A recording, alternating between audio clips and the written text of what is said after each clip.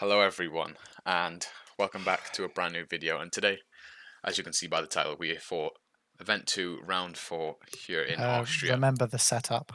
Yeah, for the F1 Esports Challenges. So, if you missed last race, I suggest you go and watch it. It was a good one for us, but we are here for Austria. And if you didn't know by now, the second race in each event is actually a one-shot qualifying. So, that's where it's going to be. And as you can see, loads are now set up, which we didn't do last event. And what? It's raining. We're on. Race is dry. Oh, dry set. The tires are dry, but it says it's raining. So as you can hear there, weird. The quali is actually wet, but we're on slicks, so that's just absolutely brilliant. So we're gonna have to adapt and see what the conditions are like, whether it's heavy rain or light rain. Assuming it's light because we're on slicks, but you never know with Codemasters, so yeah. Jumping straight into it then. As you can see, it is actually wet, but the track looks kind of dry. There's no particular spray, so we brake at our normal place in turn 1. As you can see, we go straight off the track, and that is immediately lap over. And at this point, I was worried. We're definitely going to start last, but we're going to keep on. We're going to keep on going, see what we can do. Now, after that first corner, we were super cautious into every corner. And honestly, I just can't believe I made that mistake. And now we're sliding everywhere. So yeah, people are already retiring. Probably from invalidating or something like that.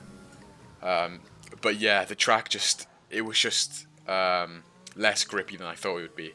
Mainly because normally, when just starts to rain, when it's dry and it just starts to rain, normally you have pretty much full grip. And I thought it would be like that. Pretty stupid assumption of me, to be honest. But anyway, we're powering on now, and I remember looking down at my steering wheel, and it said we were like outside the top 10. I was like, yeah, this is over. But we're gonna finish the lap anyway, see what we can do. And coming up to the line, we do a 1 minute 10.3, so multiple 8 seconds off what we should be doing. That's just how much little grip there was out there. And we're in P9, so yeah, let's see what the cap were. Can't believe it. I can say we're not very happy. It's fine. Yeah, but yeah. Luckily we can pass you. Alessio Di Capua, the championship leader, takes pole. So that's unfortunate for us, but yeah, our mistake definitely for just thinking the track was going to be more grippier than what it was. I should have took it cautiously, but yeah, it is what it is. It happens. We're starting P9, but luckily we can overtake this track, so you know, not all is lost. So jumping straight into it then, of course, no formation lap. So we've got some work to do starting down in P9, but 5 lights are out, and away we go for the Austrian GP in the F1 Esports Challenges. And instantly we make up a position on Ben's Sabo. We go right round the outside. People are going off the track, and we're actually into P7 here. Almost get smacked off into the wall, but luckily we managed to save it. And now, coming down into turn 3, we're all using the RS, and this is really bad. We're gonna go 3 wide into it. I back out, and I get squeezed between the 2 cars there. And unfortunately, we're back down into 9th place. But yeah, we've got through the start. Haven't made any positions up, unfortunately, but our wing remains intact. I think that's the most important thing. So, coming into the middle sector, and yeah, you can just see Ben Sabo is lagging a little bit. We don't want to lose touch with the leaders because I do still think we have a chance. I think I have the pace to get past these guys and up and you know, to the front guys. But yeah, as you can see, now they start battling going through sector 3. This is not good for us. We need to stay within, you know, touching distance of the leaders just in case something happens. But we need to get past these guys as quick as possible. What is this lag? Yeah, as I say, Bence was lagging a decent amount.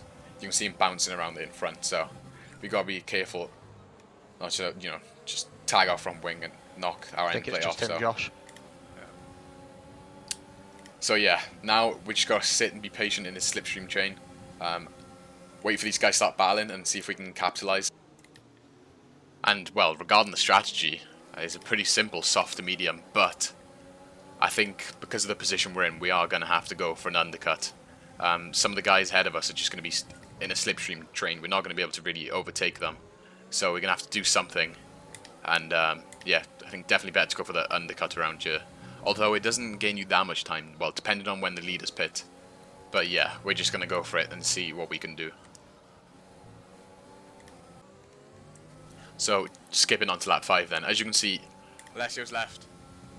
Alessio Di Capo, the championship leader, disconnects from the game. We're still just stuck in the slipstream train, but that is perfect for us. You know, we're having a bad race, and Alessio had a chance to capitalize on that, but unfortunately, that is extremely unlucky for him. He's disconnected, and he most likely won't get back in for a while. I'm not even sure if you're allowed back in under the rules, but yeah, that is incredibly unlucky for him. But it does actually benefit us and everyone else in the championship trying to catch up to him. So yeah, now we need to make the most of this. That lap. Yeah, I'm going to go this lap, I think, for the undercut. And we say they were going to pit this lap. Seapost actually pit a lap earlier than us, and he was up the front. Somewhere in the top 3, I believe. So he's going to have a good chance of winning this race with that undercut, as long as he doesn't get held, gets clean air, and he can push. So yeah, as you can see, 2 places ahead of us is Alessio. His disconnected car obviously just dropping further back, and he's definitely not going to get in time. We are going to make the overtake, and he's most likely going to drop to last. So yeah, once again, really unfortunate for him. But yeah, now we have to get on with it, get this undercut and see if we can jump a car, because even just jumping one car in this train will be crucial. So skipping on to lap 8 then, we made our pit stop, and Ben Szabo, crucially, who was ahead of us, pit a lap later. And as you can see, coming out of the pits now, we have comfortably got ahead of him. So our undercut paid off. We've got the undercut. Did I jump Photon? He was ahead of me, right? You did jump him, yeah. So now we don't really have to worry about him now. He may have a lap fresher tyres, but we're just going to be in a slipstream train anyway. So it's going to be hard for him to make an overtake. And now up ahead we have Kevin and Jan Fehler to deal with. And then hopefully we can get up and catch up to the top 3. Skipping forward 1 lap then, and the Alfa Romeo teammates are actually starting to battle. They're going side by side through turn 4. Hopefully they don't go side by side through turn 6 as well, because we're going to lose a lot more ground to the leaders up ahead, which we obviously don't want.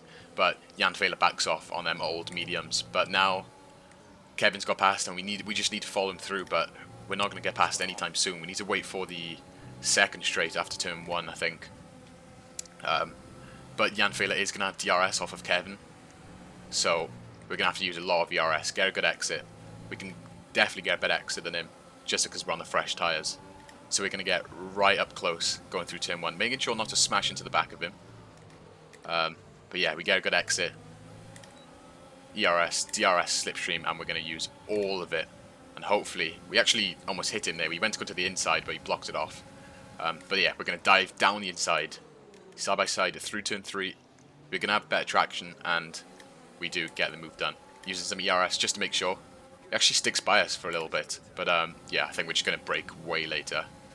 And we're going to get the move done. And now, we're on to Kevin.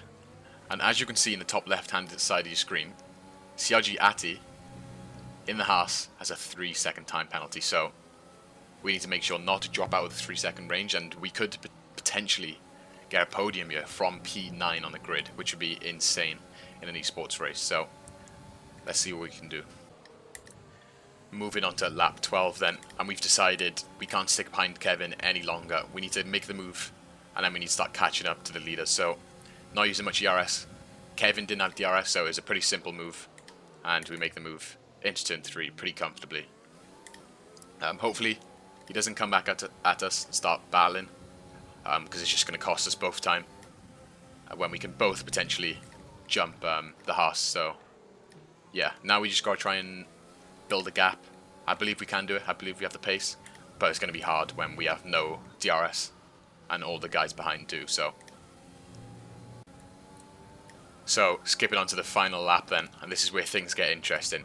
We have a fairly sizable gap to Ben Szabo, but if you look, our ERS is not too high. We had to use a lot to make sure we stayed ahead of Kevin. Kevin got a penalty and Benz overtook. And now, as you can see, we've run out of ERS and Benz is catching rapidly on the straight. We defend the inside. We're going to keep the position going through turn 3. But once again on this next straight, we're going to run out of ERS. Benz has the fresh tyres, the slipstream, the DRS, everything. He tries to go for a move down the inside. We block it off, but he still has more straight line speed, so he dives down the inside. We're going to brake ultra late. We brake on the curb. We've left our ERS on, and we've...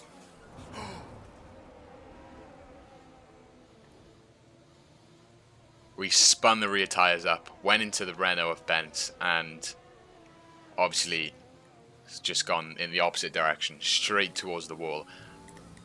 And if you're wondering how I managed to just do that, I left my ERS on, and if you didn't know, you just definitely don't want to do that. It makes traction a lot harder.